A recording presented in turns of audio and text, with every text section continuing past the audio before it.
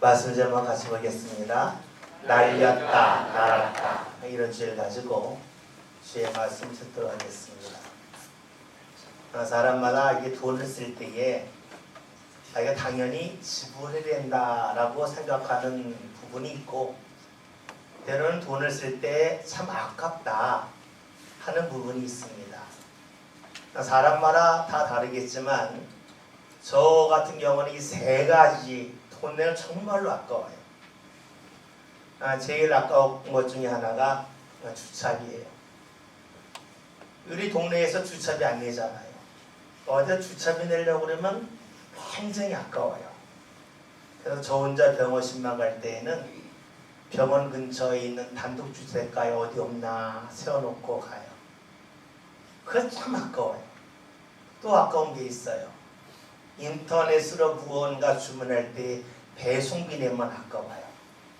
2만원 사면 배송비 안 내는데 17,000원만 배송비 낸다 하면 좀 더 올려서 2만원 사서 배송비 안 봅니다.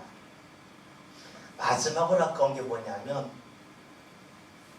은행에서 송금할 때 수수료 내는 거. 정말로 아까워요. 그래서 저 같은 경우는 예전에 우리 교회에서 성립을 보낼 때에 그 목사님들마다 은행이 달라요. 아까워가지고 일부러 은행 통장을 많이 만들었어요. 우체국것도 만들고 우리은행, 국민은행, 하여튼 농협 다 만들어가지고 운동삼아 뭐 다닌다면서 송금할 때 가가지고 캐시카드를 집어넣으면 수수료 안 내지 않습니까? 괜히 아까워요. 다른 거는 그다지 아깝지 않은데 너무너무 아까워요. 어제였네요.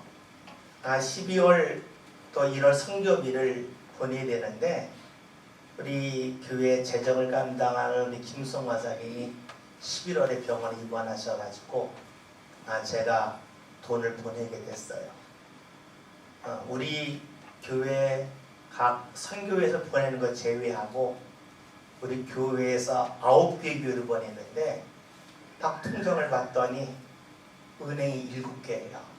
다 다닐까 그랬는데 연말이니까 바쁘잖아요. 그래서 그냥 보내야겠다. 그래서 교회에서 이제 인터넷 뱅킹을 하려 했는데 어제따라 안 되는 거예요. 어쩔 수 없다. 제 통장에다 돈을 집어넣고 인터넷 뱅킹 해야 되겠다. 수수료 내고 말지. 돈을 딱 찾아서 집에 가려고 하는데 딱 떠오르는 카카오뱅크 딱 떠오르는 거예요. 카카오뱅크에서 돈을 보내면 수수료를 안 낸다 얘기를 들었어요.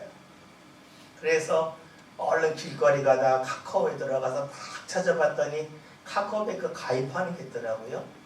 생각보다 쉽더라고요. 가입을 하고 나서 이제 은행에 넣었다가 카카오뱅크로 옮겨서 어제 이체를 했어요. 수수료 하나도 내지 않고 이체를 했어요. 생각해보니까 너무 좋더라고요. 수수료 내지 않아서 좋고 발품 팔지 않아서 좋고 너무 좋았습니다. 그러면 생각을 해봤어요. 카카오뱅크 생긴 지 꽤 됐는데 그동안 이거 몰라가지고 이용하지 않아서 수수료 날린 거 생각하니까 억울하더라고요. 또 그것 때문에 은행 다닌 거 생각하니까 내가 지금까지 시간과 돈을 허튼데 날렸구나 하는 생각을 가져봤습니다. 알았다면 날리지 않았을 텐데 몰라서 날린 것입니다. 우리가 살아가면서요, 이와 유사한 경험이 누구에게나 있을 겁니다.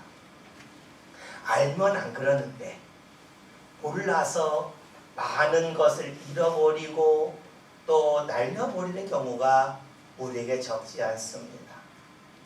오늘이 2017년 12월 31일 마지막 날입니다. 마지막 날이 되면 많은 사람들이 올해 보낸 게 참 아쉽다 그럽니다. 후회스럽다 그럽니다. 왜냐하면 내가 다른 데로 열심히 살았는데 지내놓고 났더니 그때 그렇게 하지 말걸 하는 생각을 하는 겁니다. 그때는 그것이 옳은 줄 알고 열심히 거기에 시간도 투자하고 내 삶을 다 들었는데 방향이 잘못됐구나.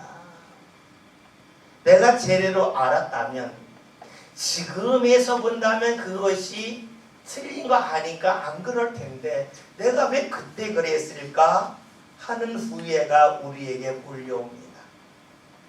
후회라고 하는 것, 아쉬움이라고 하는 그 일이 우리에게 일어나는 일은 그 이유는 어디 있습니까? 몰라서 그래. 몰라서. 그때는 옳은 줄 알았는데 지금 보았더니 옳지 않았다 하는 겁니다. 그런데 이런 일이 우리 삶 가운데 매년 반복이 됩니다. 그럼에 드는 마음이 좀 더 알았으면, 좀 더 정확하게 알았다면, 좀 더 자세히 알았다면 이런 아쉬움이 없을 텐데 하는 마음이 우리에게 늘 듭니다. 세상살이 할 때는 그렇죠. 일부러 막 사는 사람 없습니다. 나름대로 열심을 다합니다.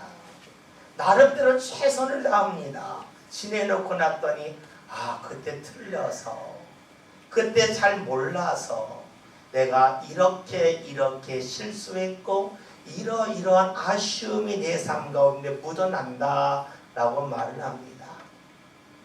그런데 이것이 세상살이면 그럴까요? 우리가 신앙생활하면서는 그런 일이 전혀 없을까요? 우리가 신앙생활하면서 내가 무언가 잘 알지 못해서, 내가 정확하게 알지 못해서 내가 나름대로 열심을 다했지만 지내놓고 나면 후회할 일이 없을까요? 아마 우리가 하나님 앞에 언젠가 가겠죠. 가면 다 똑같은 고백할 겁니다. 그때 내가 왜 그랬을까? 내가 그때 하나님의 뜻을 좀 더 잘 알았다면, 내가 그때 하나님의 말씀을 보다 정확하게 알았다면 그때 그렇게 안 살았을 텐데 하는 그러한 마음이 우리에게 언젠가는 몰려올 것입니다. 살아가면서 잘 몰라서 기회를 놓치고 맙니다. 잘 몰라서 하나님의 은혜가 임함에도 불구하고 그 은혜를 날려버리는 것이 우리의 삶이기도 합니다. 오늘 말씀도 그런 사람들이 나옵니다.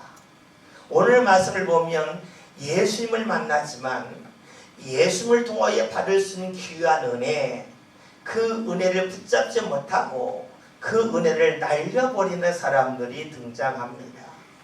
오늘 말씀을 보면 그 사람들이 누구인지, 그 사람들이 왜 주의 은혜를 날려버렸는지에 관하여 우리에게 알려주고 있습니다.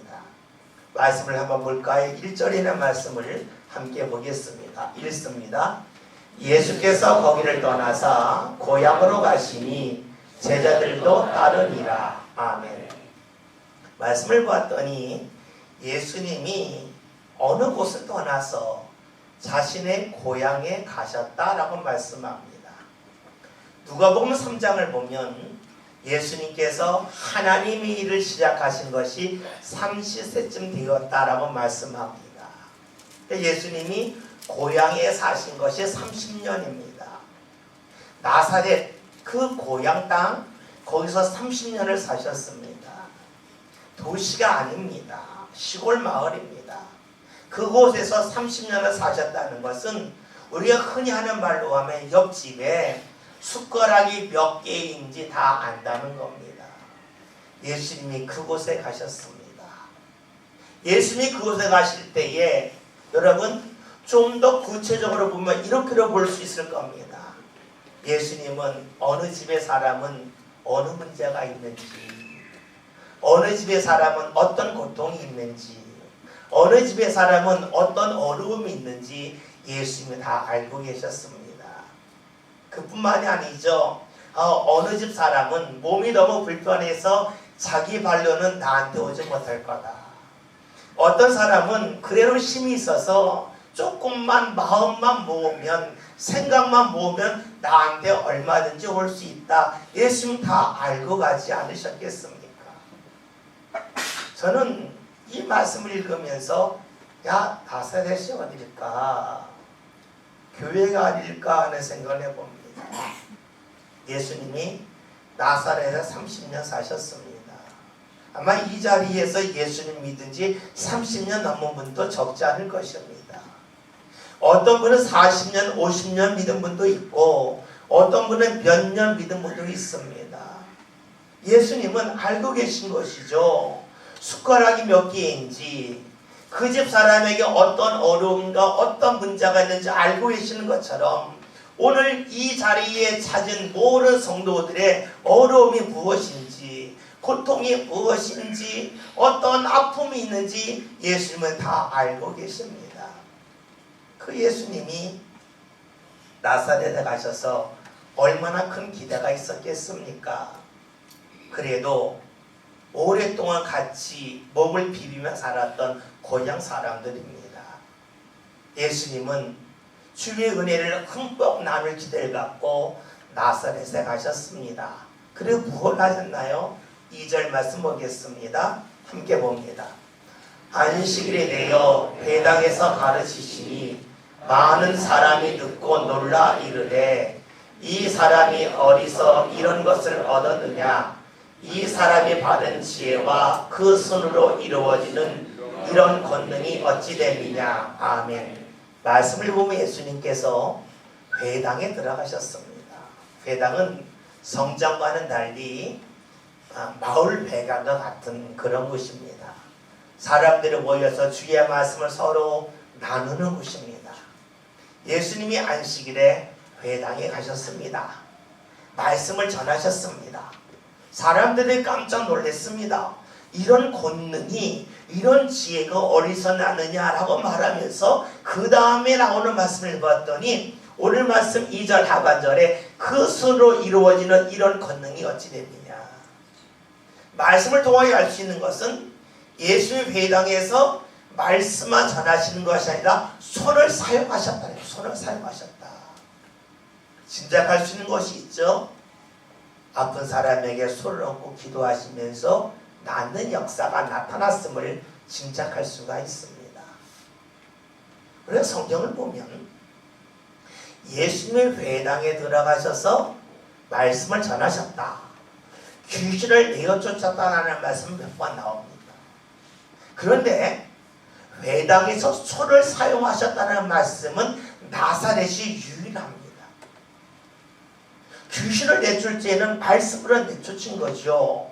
그런데 예수님이 고향 나사렛에서는 특별히 회당 안에서 병자들에게 손을 얹고 기도하시면서 병을 낫게 하여 주셨음을 우리는 말씀을 통하여 봅니다. 즉 예수님께서 그 어느 곳보다 자신의 고향 나사렛에 대한 애정이 넘쳐남을 우리는 볼 수가 있습니다. 예수님은 나사렛에서 자신의 고향 땅에서 주의 말씀을 전하십니다. 그리고 병자까지 회당에서 고치시는 일을 행하셨습니다. 사람들이 깜짝 놀랍니다. 어떻게 이런 일이 일어날 수가 있을까? 놀라지요. 그런데 이 놀라움이 이제 바뀌기 시작합니다. 놀라움으로 더 발전해야 되는데 놀라웠던 사람들의 마음이 갑자기 확 돌아섭니다. 왜 돌아설까요? 3절의 말씀을 봅니다. 같이 했습니다. 이 사람이 마리아의 아들 목수가 아니냐? 야고보와 요셉과 유다와 시몬의 형제가 아니냐? 그 누이들이 우리와 함께 여기지 아니하냐고 예수를 배척한지라. 아멘. 말씀을 본 사람들이 하는 말이 이 예수는 선한 목수의 아들이다. 그리고 그에게 4명의 형제가 있는데 그 형제를 다 알고 있다. 그들의 누이를 다 알고 있다라고 말합니다. 그러면서 예수님을 멀리합니다. 여러분, 지금 이들이 하는 말, 목수의 아들이다, 맞는 말입니다. 그의 형제 우리와 함께하고 있다. 맞는 말입니다. 그들의 누이 우리가 알고 있다. 맞는 말입니다. 이들이 한 말 틀린 말이 하나도 없습니다.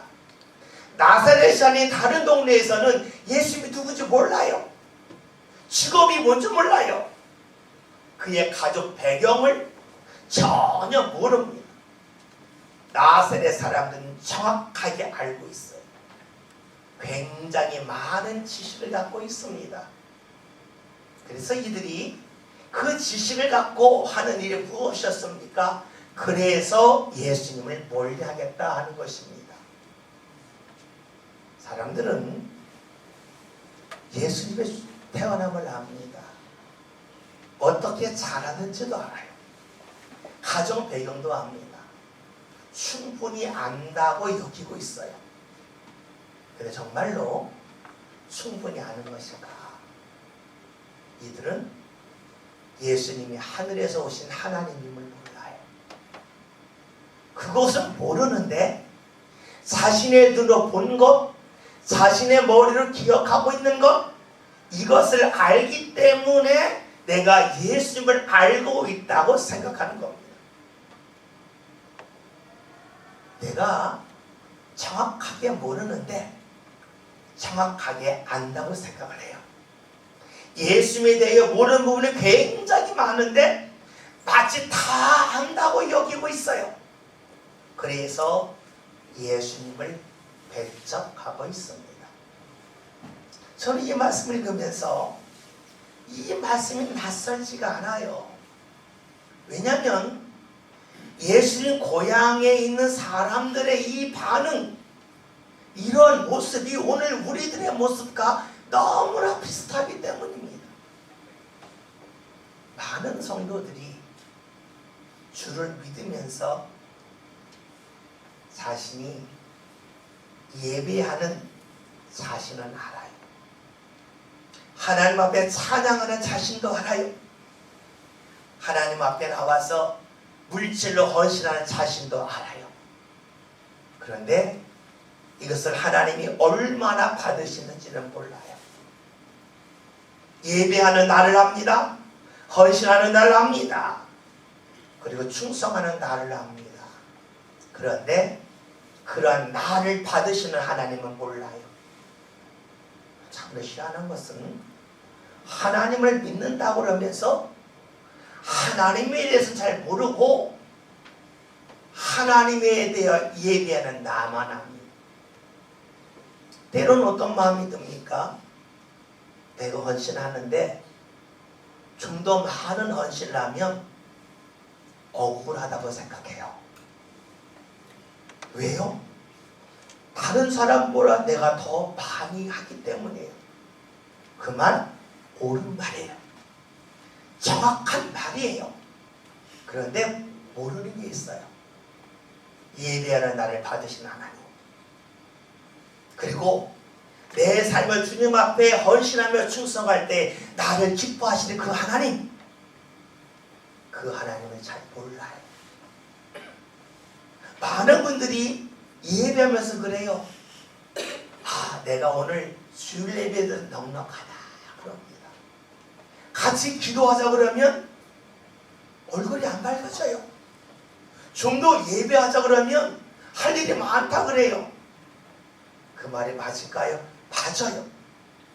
눈에 분명 보이는 사실입니다.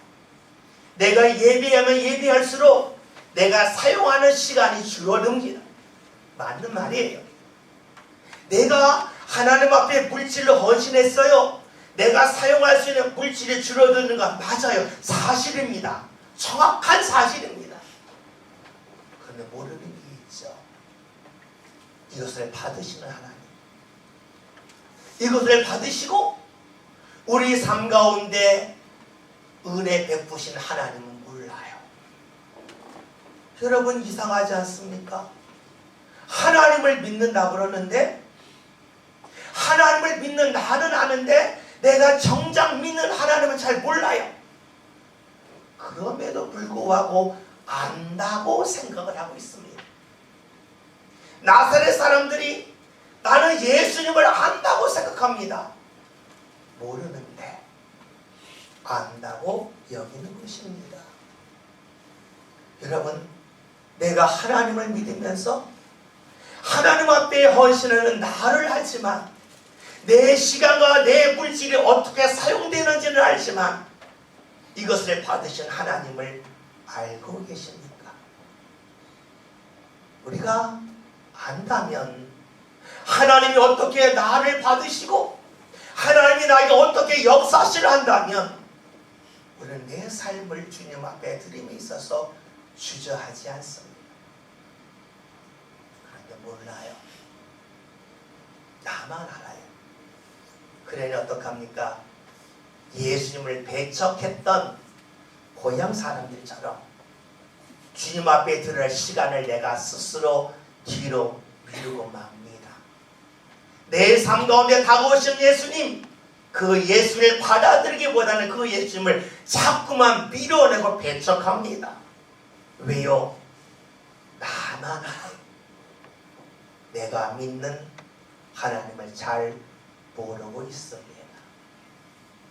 여러분, 하나님을 믿는다면 하나님을 믿는 나를 아는 것도 중요하지만 내가 믿는 하나님을 알아야 되지 않겠습니까? 하나님을 모르고 하나님을 안다고 여기면 나중에 우리는 이야기할 겁니다. 하나님이 그때 내게 은혜의 길이 주셨는데, 그때 내게 은혜 주셨는데 내가 다 날려버렸다 라고 말하고 말 것입니다.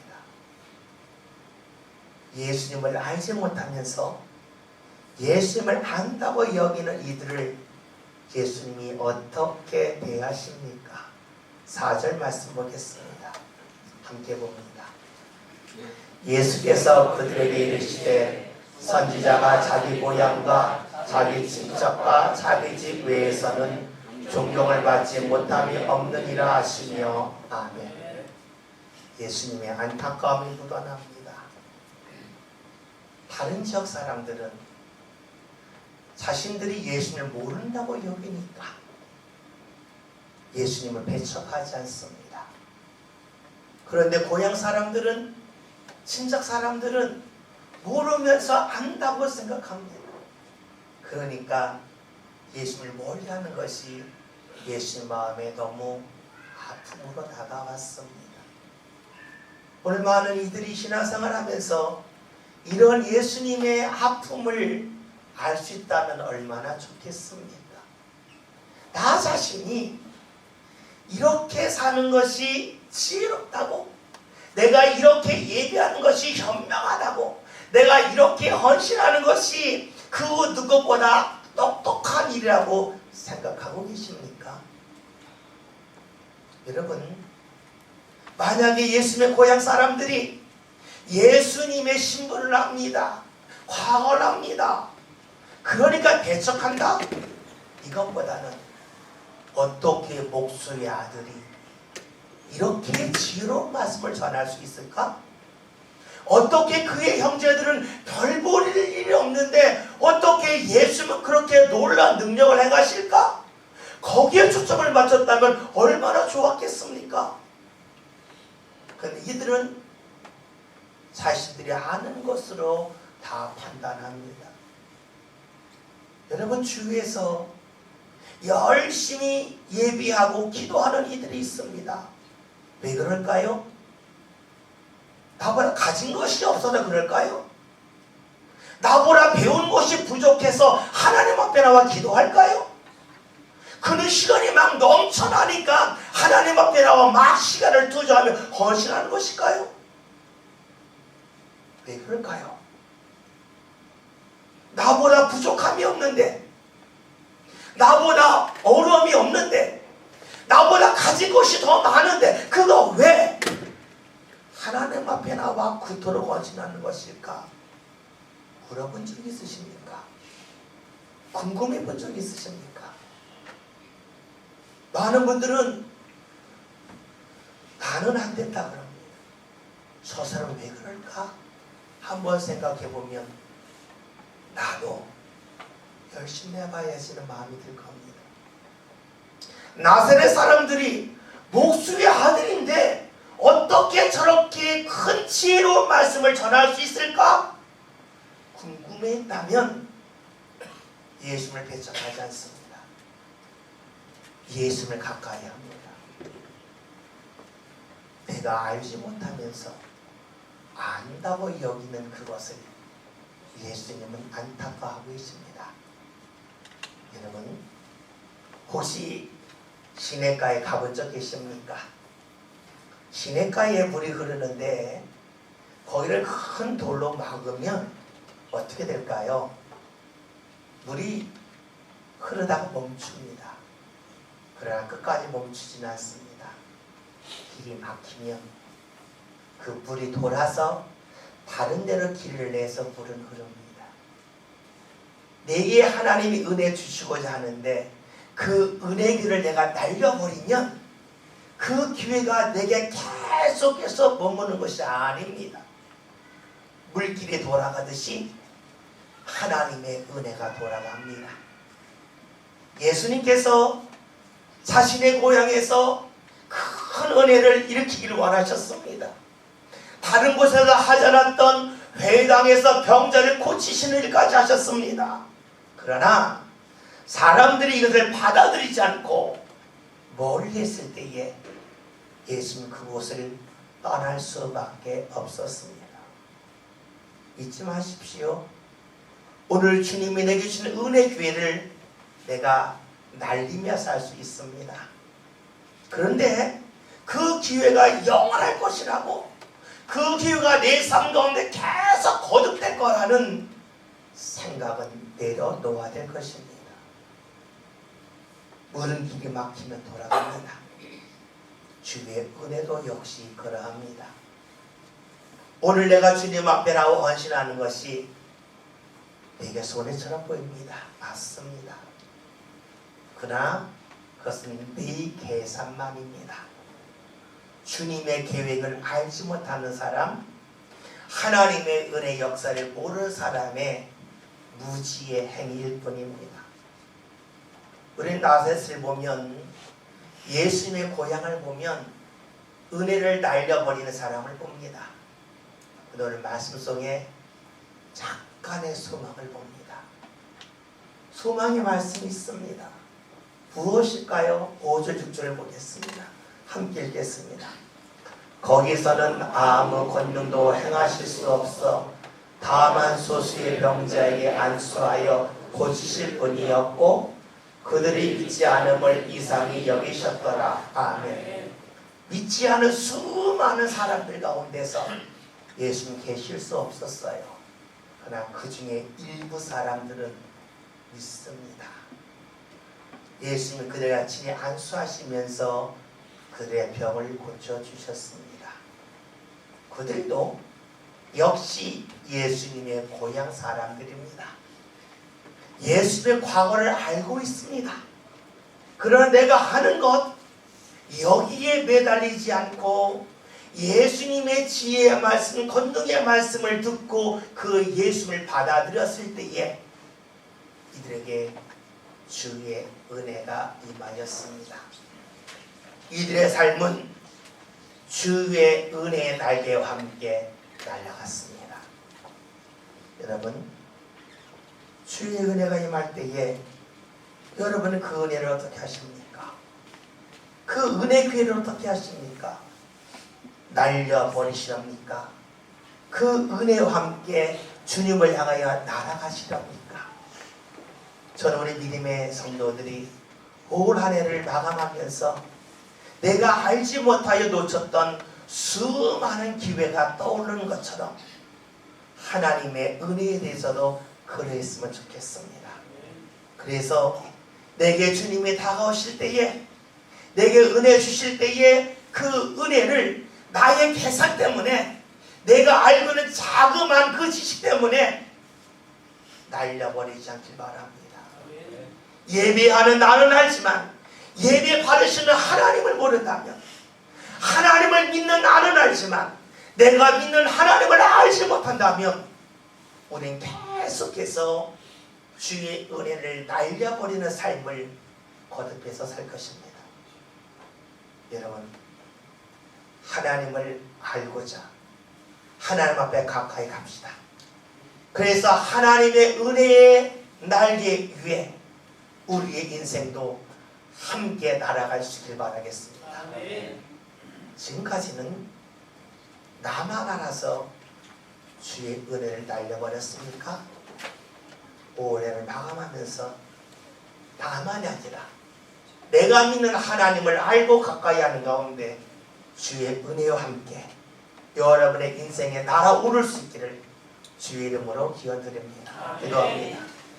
오늘 저희들이 하나님을 믿는다 하면서 하나님은 알지 못하고 나만 알아서 주의 은혜를 날려버렸습니다. 주여, 이제는 하나님을 믿는 나만 하는 것이 아니라 우리가 믿는 하나님을 알게 하여 주시어 주의 은혜의 날개 위에 하나님을 향하여 마음껏 날아오를 수 있는 모든 성도들 되게 하여 주옵소서. 예수님의 이름으로 기도하겠습니다. 아멘.